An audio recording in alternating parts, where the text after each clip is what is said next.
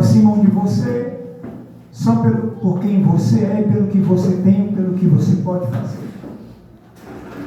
E eu nunca aprendi a fazer amizade nesse nível. Eu também não consigo fingir, pastor Francisco, eu não sei fingir. Se eu não for com a sua cara, eu sou crente, eu não tenho que fingir, não aprendi. A Bíblia nunca me ensinou a fingir. Tá? Se eu não gosto de você, eu vou tentar me amar.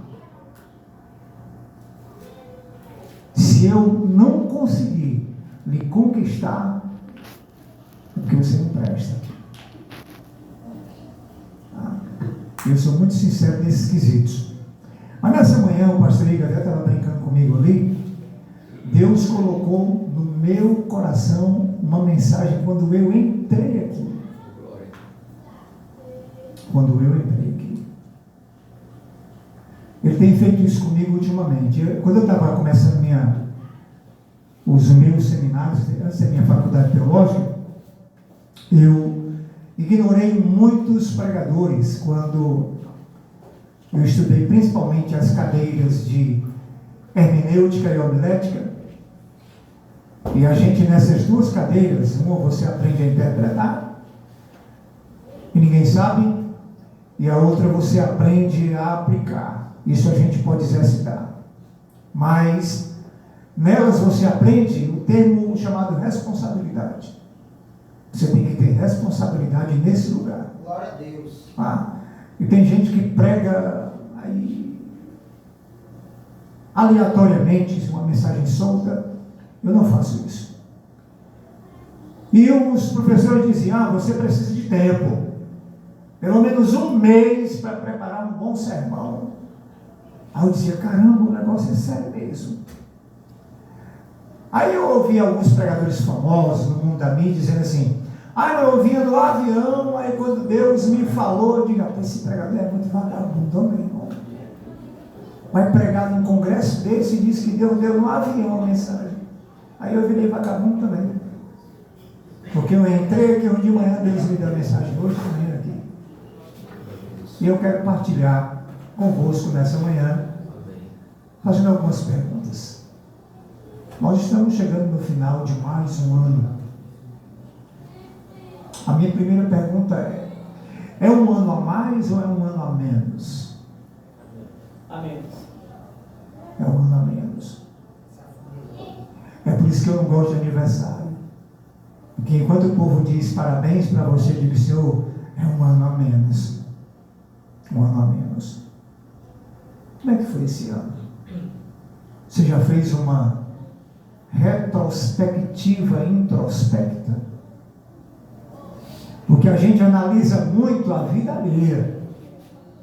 Mas uma retrospectiva introspecta é olhar para dentro de mim. Como é que foi? Como é que eu estou? Como é que eu passei o ano? Como é que eu cheguei até aqui? Que valores eu agreguei ao meu existir? Se eu for embora nesse final de ano, que legado eu vou deixar? O que é que eu construí? Como eu construí? Sobre que alicerces eu construí?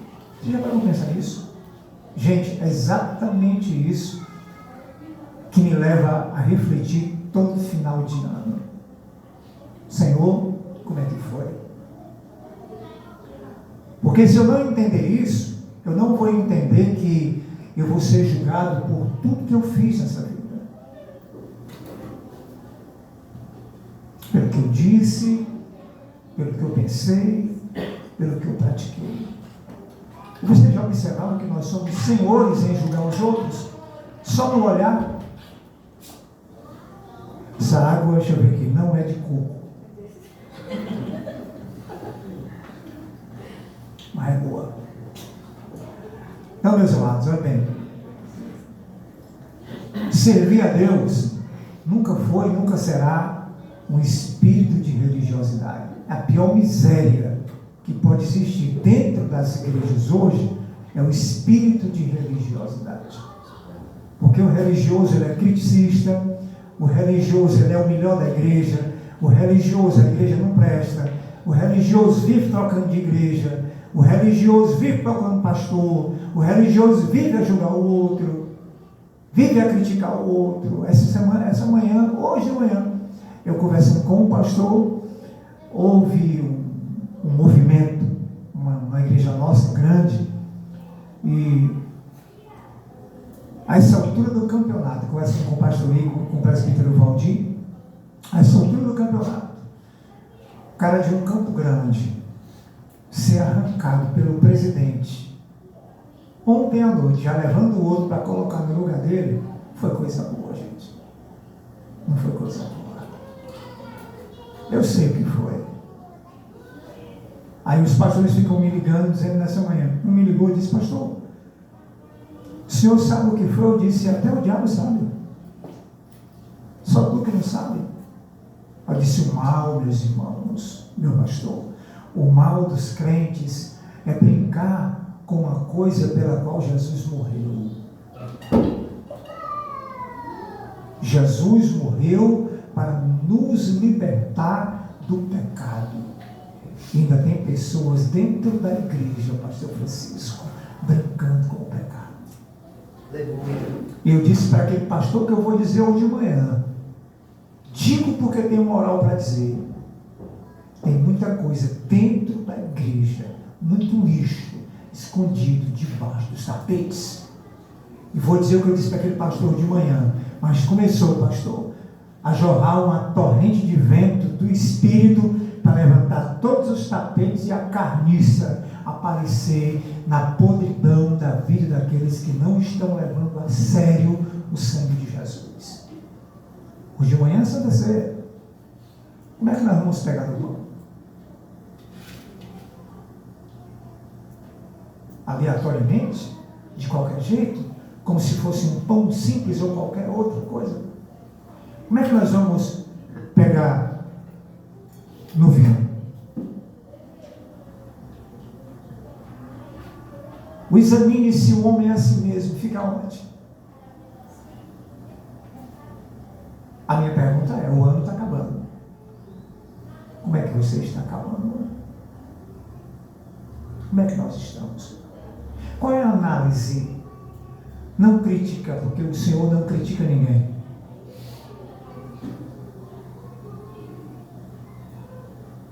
Ainda bem que Ele nos usa o critério do amor para nos avaliar. Mas como o Senhor está nos vendo por esse ano? Amém ou ai? Deixa eu ler um texto com você. Eu já poderia parar aqui e orar, né? O negócio já começou a esquentar, não foi? Eu não escutei nem glória a Deus. É normal. Não escutei nem glória a Deus. Romanos capítulo 8. Deixa a Bíblia aberta aí. Em Romanos capítulo 8. Eu quero ler 2 versículos para a nossa meditação. Romanos 8 e 29. 28 e 29. Eu disse Romanos 8, não foi? Pois é, na mesma. Romanos 8, 28 e 29 diz assim. Eu estou usando a versão NVI. Sabemos que Deus age em todas as coisas para o bem daqueles que o amam. Tem alguém que ama Deus aqui? Glória a Deus. Os que foram chamados de acordo com o seu propósito. Pois aqueles que de antemão conheceu, também os predestinou para serem conformes à imagem de seu Filho, a fim de que ele seja o primogênito entre muitos irmãos. Amém? Amém. Pode sentar. Estou eu para ver um crente mais equilibrado que Paulo.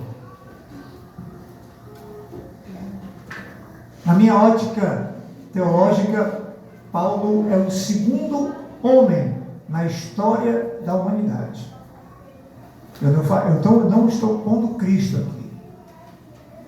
Cristo é teleio, é o homem completo. Eu não estou mexendo com Cristo. Paulo é o segundo homem na história da humanidade que tem um índice de intimidade com Deus que nenhum outro tem. Ah, pastor, se Paulo é o segundo, quem é o primeiro? Moisés. Isso é discutível. Moisés. Tá? Para falar de Moisés, toda vez que cita esse nome, o diabo cai por terra. Porque ainda hoje ele procura o corpo de Moisés, e eu já aprendi um dia desse, qualquer dia eu prego por aqui, que o coveiro de Moisés foi o Criador dos céus e da terra. Foi o próprio Deus que enterrou Moisés. Enterrou aonde? Se o diabo está caçando, eu vou procurar para quê? Deixa eu procurar, até me doidar. Você entendeu? Então, queridos, Paulo tem um índice de intimidade com Deus que é invejável. E como está o nosso índice de intimidade com Deus? Já observou que na correria desse mundo, nesse frenesi que nós estamos vivendo, nós estamos divididos demais. Nós estamos divididos entre a igreja e o trabalho. Nós estamos divididos entre os nossos negócios e o de Deus. Nós estamos divididos entre a nossa profissão e o chamado de Deus. Eu escuto pessoas dizerem: eu não vou pastorear a igreja, eu não vou ter nenhum cargo na igreja porque eu não tenho tempo.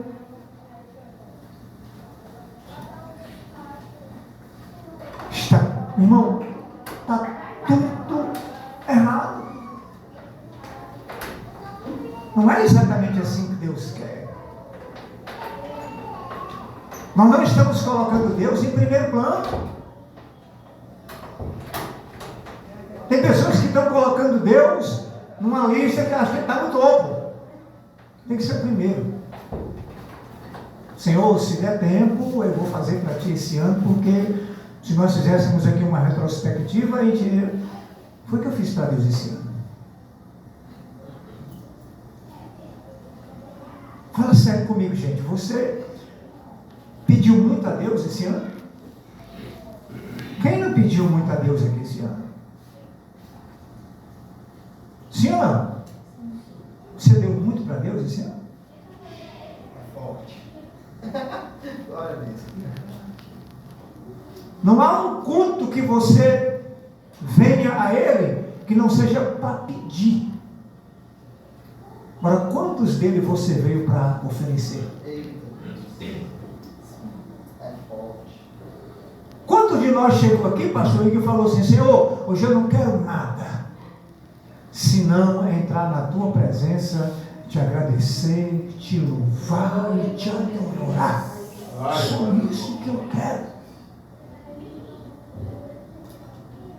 Já chega na porta dizendo: meu Deus, se prepare, que hoje eu vou estar para quebrar, Senhor. Hoje eu trouxe aqui uma lista inumerável de pedidos. É assim ou não é? Eu vou pedir até pelo Rex, que é o cachorro, né, da casa, né? Hoje eu quero para todo mundo, para gregos e troianos. Aí Deus olha do céu e diz assim: e para mim, meu céu, eu trouxe aqui. Será que tu veio? Aí Paulo diz, olha o que é que Paulo diz aqui, cara, Romanos é muito forte. Você é tão rico, pastor, que eu fico assim, preocupado, porque eu não tenho um ano a trazer para você, versículo por versículo, desses 39 versículos que tem aqui. Mas Paulo, ele diz assim, vocês precisam aprender que uma grande coisa na sua vida, a primeira coisa mais importante que você tem que aprender para esse final de ano e para o início do outro você é um chamado. Há um chamado de Deus na tua vida. Sabe por que você está aqui? Pastor, nenhum de vocês aqui vai dizer que veio porque quis vir. Nenhum. Eu sou pastor, e daí? Eu tenho pregado muito para pastores e simpósio, seminário para pastores, eu falo assim, deixe de serem besta. Acaba com esse negócio de nomenclatura de pastor, porque pastor não entra no céu, meu filho. Como é? Pastor não entra no céu.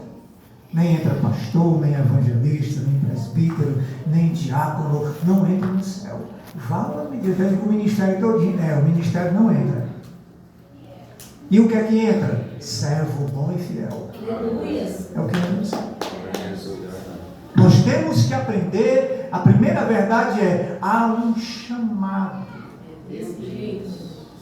Se eu não entender que sou chamado, eu estava um dia, quando eu ainda jogava bola, que eu agora não jogo mais, né? A idade não vai deixando, né? A pessoa dessa barriga, você chega lá. E chegou um jovem para mim e disse assim, pastor, como é que eu prego assim? Eu disse, assim? Nunca. Assim? Nunca. Como, pastor? Você nunca vai pregar igual a mim, filho. Ninguém vai. Eu nunca vou pregar igual o Billy Graham. Não. Porque Deus não repete pregadores. Deus não xeroca homens. Deus levanta homens com especificidades e propósitos diferenciados. Você pode pregar melhor do que eu. E eu torço que você consiga. Agora tem dois tipos de pregadores. Qual que você quer ser? Aí diz, quais são, pastor? O que se chama e o chamado. Qual que você quer ser? Você quer ser um tocador? Você quer ser um cantor? Rapaz, eu toco demais, meu irmão. Eu faço aqui um solo no diapasão. Aí eu sou um monstro. Expulsa o demônio tocando, irmão? Não. É bem capaz do demônio chegar e me botar para correr. Pois é. Glória a Deus. Eu canto muito, pastor. Mas canta para quem, filho? Para a plateia ou para aquele que está no caminho? Aleluia! Pastor, eu quero pregar muito. Quer pregar para quê, filho? Para o povo da glória ou para o Senhor ser glorificado? Glória a Deus, é isso aí. Jesus. E aí? Pastor, qual é o pregador melhor que tem? Não é o que se chama, é aquele que é chamado. Aleluia. Glória a Deus. Aí Paulo, no verso 28, vai dizer assim, sabemos, sabe o que é sabemos? Temos a consciência despertada e convicta. Sabemos que Deus age em todas, não é em algumas, é em todas. Deus não pode agir na sua vida em algumas áreas, em algumas coisas. Deus quer a primazia para agir em todas. É no teu negócio, é no teu casamento, é na tua caminhada, é na tua academia. Deus quer estar em primeiro lugar em tudo. Sabemos que Deus age para o bem daqueles que o amam. Aquele que ama a Deus, irmão, por isso que eu perguntei se tem alguém que ama a Deus aqui, não está preocupado com o preço ou com a distância. Ele ama a Deus. Dos que foram chamados. Fomos chamados. Há um chamado. Só estamos aqui porque fomos chamados. Eu nunca me ofereci nem me ofereço para ninguém. Mas aí você não entende que Deus te chamou. Se Deus te chamou, meu filho, não tem aquele negócio de Senhor, passe amanhã que eu vou pensar. Deus não chamou? Senhor, deixa para quando eu ficar mais velho, que eu estou ficando mais velho, eu falei, Senhor, eu queria ser mais novo para atender mais esse chamado. Você entendeu? É um chamado. Se Deus chamou, Ele se responsabilizará, meu irmão. Ele te suprirá em tudo. Porque você ama a Deus, só atende o chamado aquele que ama. Só atende o chamado. Eu estava conversando com o pastor um dia desse, eu falei assim, cara, quando tu olha para o chamado de Abraão, Deus dá 4, mas eu vou falar de 3 ordens que Deus dá ali para Deus, muito específicas, logo no primeiro momento de contato. Sabe? Deus chega a Abraão, aí ele não. Sai. Abraão, vaza da tua terra, da tua parentela. Sai. Abraão, ninguém atende ao meu chamado na zona de conforto. Ninguém atende ao meu chamado confiando em homens. Ninguém atende ao meu chamado na zona de segurança. Então sai da tua terra, da tua parentela, entendeu? Sai. Ninguém atende ao meu chamado no campo da imundície. Sai. E depois vá. Não é? Abraão, sai da tua parentela, da tua terra e vai para um lugar que eu ainda vou te dar o endereço. Deus é assim, irmão. A gente hoje onde é, Senhor? Quanto é que rende, Senhor?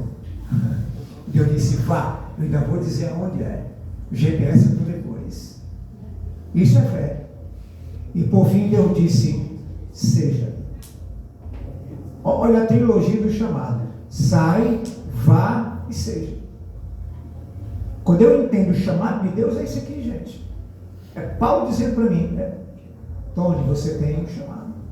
Porque você ama a Deus. Agora viva de acordo com isso. Não fique procurando picuinha, meu irmão. Não fique querendo fazer obstáculo à obra.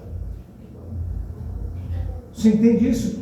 Aí Paulo continua. Depois desse chamado, você tem que entender que há um propósito. É um chamado e um propósito. Está aqui no verso 28, Paulo diz assim, sabemos que Deus age em todas as coisas para o bem daqueles que o amam, dos que foram chamados de acordo com o seu propósito. O propósito não é nosso, não é meu, é de Deus. Propósito não é meu. O propósito é de Deus. E você sabe qual é o principal propósito de Deus? Sua soberania, sua vontade e sua glória. O principal propósito de Deus é um tripé. Sua soberania. Qual foi o outro que eu falei? Sua glória, sua vontade. É o tripé do propósito de Deus. Nada existe nos céus ou na terra que não cumpra esse tripé. Deus é soberano, não tem ninguém igual a Ele. Deus tem uma vontade absoluta e irrefutável, não há uma vontade igual a dele. Você entendeu? Então não tem como fugir. E Deus faz tudo para a sua glória. Até a igreja ir para Deus fez para a glória dele. Então não tem como fugir. Há um propósito. Deus tem um propósito para nós, para a nossa vida. Tá bom? E depois há uma missão. Deus não, irmão. Tem gente hoje na igreja que não sabe para que existe. Você faz o que na igreja? Eu nada. Então você não é igreja. Deus não chama ninguém para ser nada na igreja. Todas as pessoas que Deus chama, há um propósito. Amém? E nesse propósito há uma missão. Tem alguma coisa para você fazer. Deus, eu estou aqui para quê? Aí tem irmão que diz, pastor, o meu dom é fuxicar. Rapaz, esse aí é perigoso. Esse dom é perigoso, né? Meu dom é falar, pastor, é derrubar é fazer panelinha na igreja. Meu Deus. Eu tenho o dom, pastor, eu tenho o dom de fazer uma panela de pressão. E eu disse, eu tenho uma marreta de amassar e furar essas panelas. Aqui, ó. Glória a Jesus. Aqui. Eu até que me conhece de perto, quem convive comigo, Valdir, Igor, ele sabe que eu não brinco. Eu chego e digo, meu irmão, baixa a tua bola, tu quer ir para o céu ou para o inferno? Eu não quero ir para o céu, então o caminho não é por aí não, é por aqui, ó. Te aproma, te ajeita, te acalma, viu? A igreja não é tua, o sangue não foi teu. Eu era pastor da igreja no interior, aí um dia eu gosto, sou doido por uma rede, né? Depois do almoço, do café, aí eu estava tomando um cafezinho, deitado numa rede, balançando, lendo um bom livro. Aí chegou um jovem trica, me afrontado, pastor, corra ali, pastor, que o negócio está sério. O presidente está lá e tem que matar a menina, porque, rapaz, Jesus, eu desci, eu fiquei bem na porta da igreja, cheguei na porta e fiquei assim.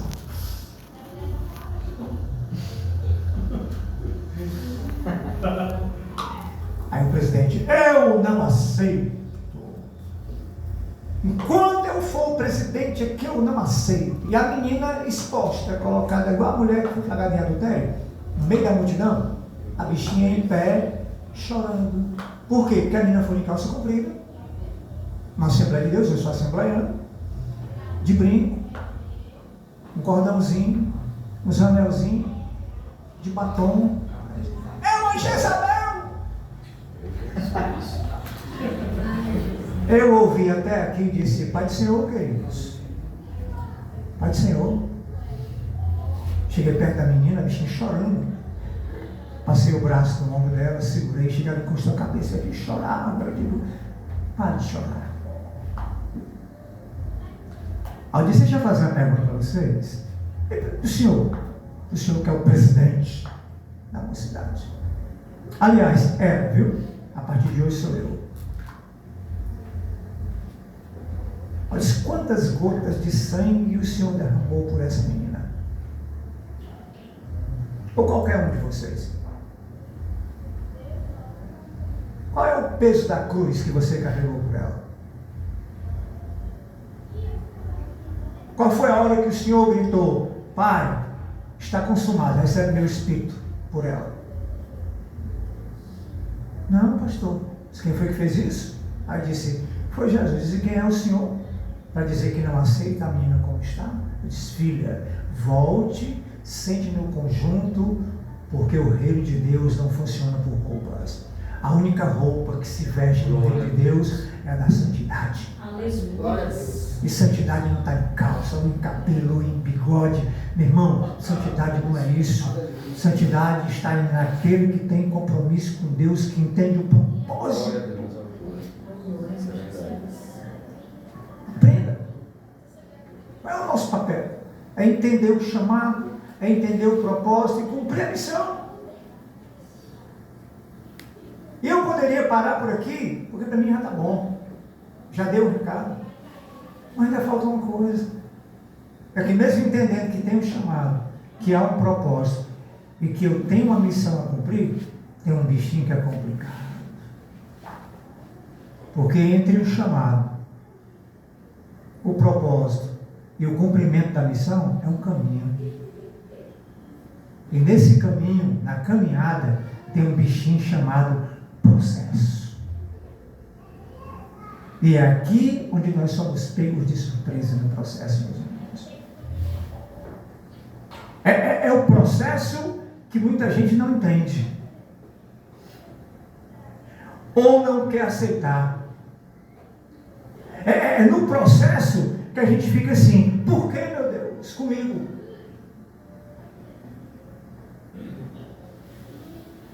O processo, ele é doloroso, gente, lento, demorado. E às vezes Deus fica só assim, ó, e não diz uma palavra. E não há nada que doa mais do que o silêncio de Deus. Aleluia. Mas quando você pensa que tudo está perdido, você escuta um psiu. Tu fica assim, quem é? E Deus vai dizer, sou eu, meu servo. Sou eu, minha serva. E o que é isso que eu estou passando, Deus? Ele vai dizer, um processo. Porque é através do processo que eu estou talhando você. É através do processo que eu estou curando você. É através do processo que eu estou livrando você. É através do processo que eu estou te fazendo chegar na condição que eu quero. Você leu o versículo 29? Você leu comigo? Por favor. Olha só, pois aqueles que de antemão conheceu também os predestinou. Eu não vou entrar no mérito hoje aqui da predestinação ou algo do tipo. Para serem conformes à imagem de seu filho. Você entendeu? Para serem conformes à imagem de seu filho. Sabe qual é o processo é lhe fazer mais parecido com Jesus no dia a dia, meu irmão. Mais parecido com Jesus, minha irmã. Eita, pastor, Jesus tinha a língua muito grande. Eita, pastor, Jesus gostava do fuxico medonho. Jesus gostava de ir para a casa dos outros para conversar besteira. Estuda Jesus direitinho, irmão. Eu nunca vi Jesus julgando ninguém. Nunca vi uma pessoa buscar Jesus pedindo misericórdia para ele mandar ir embora sem misericórdia.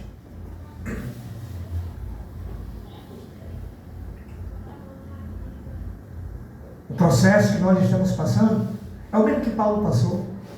É um processo de lutas. Gente, vê comigo aí, ó. Por exemplo, o versículo 18 do mesmo capítulo. Olha o que Paulo diz quando eu falo que ele é um cara equilibradíssimo, é por isso. Versículo 18 de Romanos diz assim, ó. Considero que os nossos sofrimentos atuais, é o que, Paulo? Os sofrimentos aí na sua corrigida, do tempo presente, não podem ser comparados com a glória que em nós será revelada. Sabe o que Paulo está dizendo? Meus irmãos, nós estamos num processo de lutas. Todos nós estamos passando lutas. Você tem noção dessa igreja? Essa igreja de Roma estava sendo perseguidíssima por Nero. A igreja de Roma teve que fugir para a diáspora, ou seja, ficar nas igrejas que estavam nas entrelinhas, no quase fora. Porque Nero usava os crentes como tocha humana para iluminar as ruas de Roma e para iluminar o Coliseu, para brincar com os crentes e matar um bichinho. Será que era sofrimento? A igreja de hoje não sofre, queridos. A igreja de hoje faz o Espírito Santo sofrer.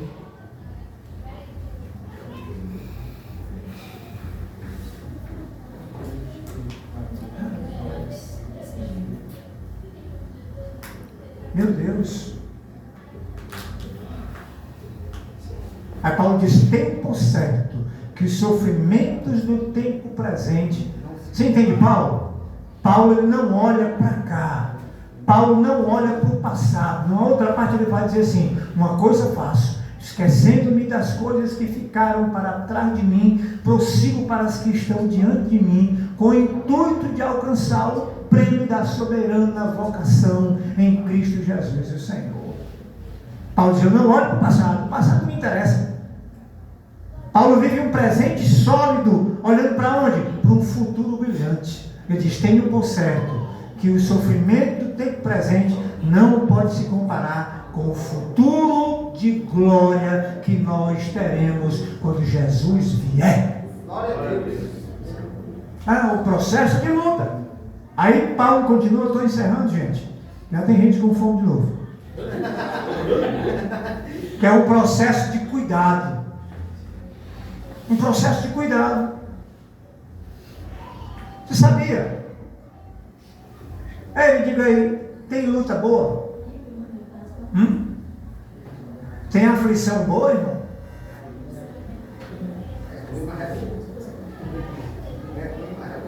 Mas na hora que estamos passando no meio da luta, ninguém diz, oh maravilha, oh glória. Ninguém diz. Mas sabe uma coisa que a gente também não percebe? É que nessa hora de dor, de aflição, de angústia, nós estamos sendo cuidados. Lê comigo aí o verso 28. Olha o que Paulo diz, 26. Olha o que Paulo diz. Da mesma forma, o Espírito nos ajuda em nossa fraqueza. Tem alguma luta que a gente passa que não fique fraco? Ou quantos irmãos chegaram, pastor Francisco, olha por mim que eu estou no meio da luta, eu estou tão fraco. Eu não tenho forças. Aí Paulo diz, da mesma forma o Espírito nos ajuda em nossa fraqueza, pois não sabemos como orar. Nem orar, meu irmão, a gente sabe. nem orar. Ora, se Paulo, que era o cara dos caras, disse que não sabia orar, imagine um bocó que nem eu, meu irmão. Tem horas que eu não tenho uma palavra para dizer a Deus em oração. E como é que o senhor ora, pastor? Com os olhos. E como é que a gente ora com os olhos, pastor? Mistura os olhos com o coração. E o que é isso, pastor? É um processo chamado choro. Sabe, tem hora que eu choro, que eu não tenho soluço, porque eu não tenho palavras para dizer, senão se compadeça de mim, Senhor. Olha o que aqui Paulo diz. Olha o que Paulo diz, no verso 26. Mas o próprio Espírito intercede por nós com gemidos inexprimíveis. Aleluia. Enquanto você não tem palavras para dizer, o Espírito Santo sabe exatamente o que dizer àquele que está sentado no trono. Aí Paulo diz mais: e aquele que sonda os corações conhece a intenção do Espírito, porque o Espírito intercede por nós de acordo com a vontade de Deus.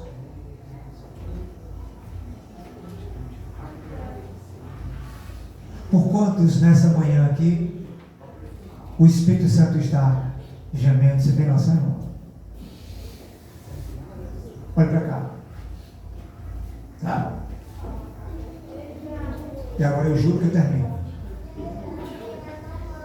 Depois de entender o processo que é de lutas, de cuidado, há uma finalidade nesse processo.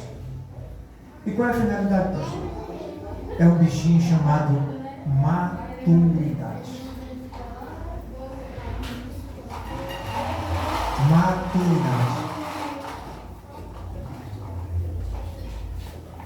Você ora a Deus pedindo poder? Você ora? Você ora a Deus pedindo os dons do Espírito? Ou não ora mais não? Não, pastor, não ora não. É uma oração que Deus não atende. E eu devo orar a Deus pedindo o quê, pastor? O fruto do Espírito.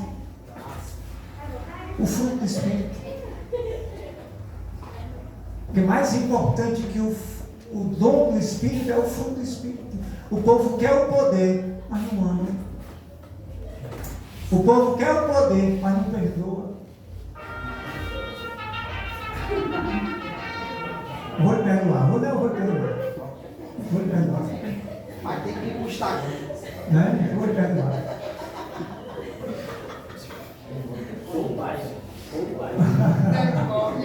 Não, pai, deixa eu falar. Foi teu pai? Não, esse pai aí não parece pai do céu. Vamos para cá. Olha a partir do verso 31, que é um crente maduro. Que diremos, pois, diante dessas coisas? Se Deus é por nós, quem será contra nós? E você está preocupado? Ah, pastor, porque o senhor não viu ontem à noite, tinha uma pessoa atrás de mim com um pitbull. E era, meu irmão. É porque ele não percebeu que eu ando com um leão da tribo de Judá. Ah? Então, crente maduro, irmão. Olha, Paulo diz assim, ó. Aquele que não poupou seu próprio filho, mas o entregou por todos nós, como não nos dará juntamente com ele e de graça todas as coisas? O nosso medo é de acusações. Paulo diz aqui, ó, o maduro não se preocupa com isso. Paulo diz assim, ó, quem fará alguma acusação contra os escolhidos? E quem são os escolhidos? São aqueles que foram chamados. Tá? Ah, pastor, mas vão me condenar. Perfeito. Paulo diz assim, ó, quem os condenará? Você está preocupado com o julgamento e a condenação dos homens? Foi Jesus, irmão, que morreu por você, igreja. Foi ele que deu a sua vida por ti. Não se preocupe com os homens. Quem nos separará do amor de Cristo? Quem? Será tribulação? ou angústia, ou perseguição, ou fome, ou nudez, ou perigo, ou espada. Como está escrito, por amor de ti enfrentamos a morte todos os dias e somos considerados como ovelhas destinadas ao matador. Queridos, o crente maduro é assim, mas em todas estas coisas somos mais do que vencedores por meio daquele que nos amou. Aí pode vir Satanás, pode vir com seus demônios, pode vir com o inferno em peso, que agora eu estou maduro. Aí olha só, pois estou convencido de que nem a morte, nem a vida, nem os anjos, nem demônios, nem o presente, nem o futuro, nem quaisquer poderes, nem altura, nem profundidade, nem qualquer outra coisa da criação será capaz de nos separar do amor de Deus que está em Cristo Jesus, nosso Senhor.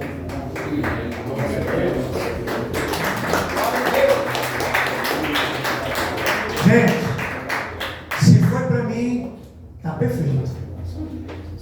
Se essas palmas aí foram para mim, eu recebo com muita alegria. Muito obrigado. Agora, se é para Jesus, foi muito fácil.